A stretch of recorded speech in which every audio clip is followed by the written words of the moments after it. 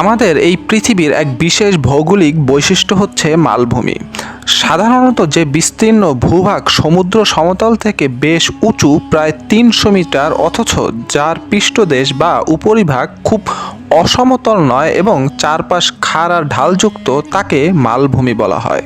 মধ্য এশিয়াতে অবস্থিত এমনই এক মালভূমি পামির মালভূমি, যা পৃথিবীর সবচেয়ে উঁচু এবং সবচেয়ে বড় মালভূমি হিসাবে পরিচিত।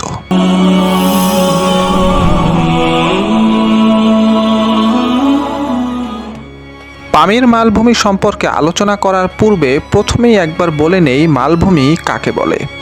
সাধারণ ভাষায় মালভূমি হলো এক বা একাধিক পাহাড়ের চূড়ায় অবস্থিত সমতল অঞ্চল, অর্থাৎ কয়েকটি পাহাড়ের সম্মিলিত স্থানে যে সমতল অঞ্চল তৈরি হয় তাই মালভূমি।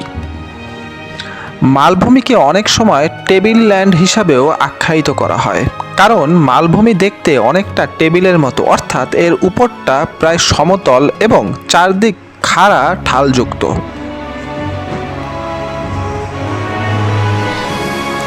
পৃথিবীর সবচেয়ে উঁচু মালভূমির নাম পামির মালভূমি। স্থানীয় ভাষায় এর উচ্চারণ হচ্ছে পমির, যার অর্থ হচ্ছে সূর্যের পা। সমুদ্রপৃষ্ঠ থেকে পামির মালভূমির উচ্চতা হচ্ছে প্রায় ১৬,০০০ ফুটের মতো। মধ্য এশিয়ায় অবস্থিত পামির পর্বতমালাকে ঘিরে এই মালভূমিটির অবস্থান। তাজিকিস্তান, আফগানিস্তান, উজবেকিস্তান, কিরগিজস্তান, তিব্বত, চীন এবং পাকিস্তানের কিছু অংশ পর্যন্ত এই পামির মালভূমি বিস্তৃত। এই অঞ্চলটি মূলত বিভিন্ন উঁচু পর্বতের মিলনস্থল।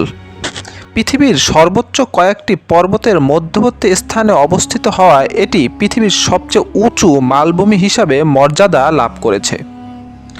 শুধু পৃথিবীর সর্বোচ্চই নয়, তিব্বত মালভূমির সাথে সম্মিলিতভাবে পামির পর্বতশ্রেণীর সংলগ্ন পামির মালভূমিটি পৃথিবীর সবচেয়ে বড় মালভূমি অঞ্চল। এ কারণে পামির মালভূমিকে পৃথিবীর ছাদ বা রুফ অব দ্য আর্থ বলা হয়। পামির মালভূমির চারিদিকে ছড়িয়ে ছিটিয়ে রয়েছে বহু উঁচু নিচু পর্বতশ্রেণী। এর উত্তর দিকে রয়েছে ভিয়েনসান পর্বতমালা, পূর্ব দিকে রয়েছে কুনলুন পর্বতশ্রেণী, দক্ষিণ পশ্চিমে কারাকোরাম পর্বতশ্রেণী এবং দক্ষিণে রয়েছে হিমালয় পর্বতমালা ও হিন্দুকুশ পর্বতশ্রেণী। বছরের অধিকাংশ সময় এই জায়গাটি তুষারাবৃত থাকে।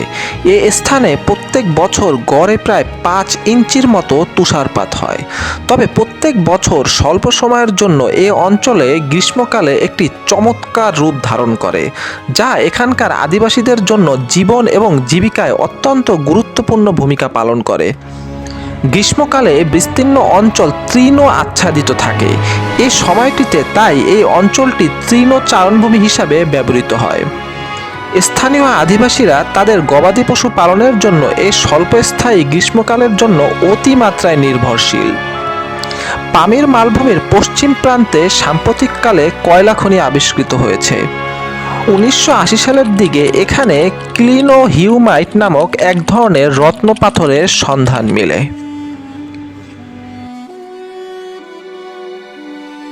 পামির মালভূমির দক্ষিণ পূর্ব পাশ ঘেঁষে রয়েছে চায়না কারাকোরাম হাইওয়ে। এটি পৃথিবীর সবচেয়ে উঁচু হাইওয়ে। এর মাধ্যমে চীন এবং পাকিস্তানের সংযুক্তি ঘটেছে। এছাড়াও এ অঞ্চলে রয়েছে পামির হাইওয়ে, যা পৃথিবীর দ্বিতীয় উচ্চতম হাইওয়ে। পামির হাইওয়ে তাজিকিস্তান দুশানব থেকে কিরগিজস্তানের ওশে যাওয়ার পথ রচনা করেছে।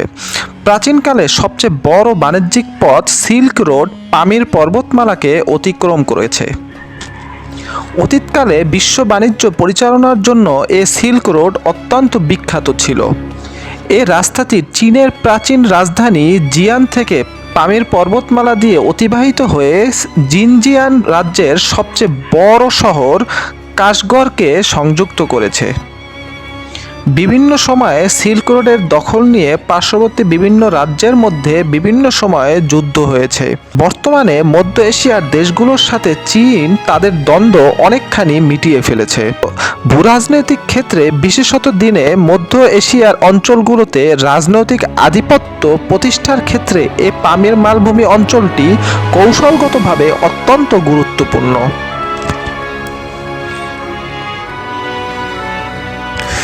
প্রিয় দর্শক, এ ধরনের ইতিহাসমূলক ভিডিও দেখার জন্য আমার চ্যানেলের অন্যান্য ভিডিওগুলো দেখতে পারেন এবং আমার ইউটিউব চ্যানেলটি সাবস্ক্রাইব করে রাখতে পারেন। এছাড়াও আমাদের ফেসবুক পেজ আশিকস ওয়ার্ল্ড ফলো করতে পারেন। ধন্যবাদ।